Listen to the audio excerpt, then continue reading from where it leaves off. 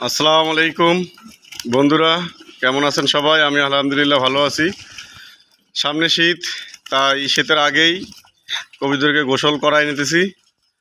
আপনারা চেষ্টা করবেন যাদের আপনাদের শখের কবুতরগুলো আছে যেন সুস্থ থাকে। কবুতর সুস্থ থাকলে আপনারা সুস্থ থাকবেন। কবুতর অসুস্থ হয়ে গেলে নিজেকেও খুব খারাপ লাগে, চিন্তিত মনে হয়, সারাদিন ভালো লাগে না। আসলে একান্ত যারা কবুতর পালেন তারাই বুঝতে পারবেন এই মুহূর্তটা কি।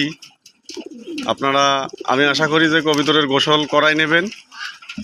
আমার এই ভিডিওটা দেখে অনেকেই উপকৃত হবেন। আমি এই যে গোসলে পানির জন্য যেখানে দিয়েছি, এই যে এখানে পানির মধ্যে দিয়েছি পটাশ, পানিটা লাল হয়েছে, সামান্য একটু পটাশ দিয়ে গোসল করাই নেবেন। তাহলে জীবাণুনাশক পটাশ, তাহলে দেখা যাচ্ছে যে কবুতরের পোকা হবে না।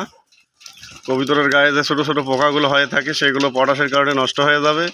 কবুতর ভালো থাকবে, সুস্থ থাকবে, এই আশা রেখে আমি আমার ভিডিওটা সম্পূর্ণ শেষ করলাম এখানে। আর হচ্ছে, যদি কবুতর সম্পর্কে কারো কোনো জানার থাকে কিংবা কারো কবুতরের কোনো রোগ হয়ে থাকে, আপনারা আমার সাথে যোগাযোগ করতে পারেন। আশা করি আপনাদেরকে সঠিক ট্রিটমেন্ট দেব। আমি কবুতর পালি মোটামুটি 6 থেকে 7 বছর থেকে। আমার কবুতর সম্পর্কে যথেষ্ট অভিজ্ঞতা আছে। আপনারা চাইলে আমার সাথে যোগাযোগ করতে পারেন, কবুতরের যে কোনো রোগ নিয়ে কথা বলতে পারেন। ভিডিওটা এখানে শেষ করলাম। আল্লাহ হাফেজ, ভালো থাকবেন।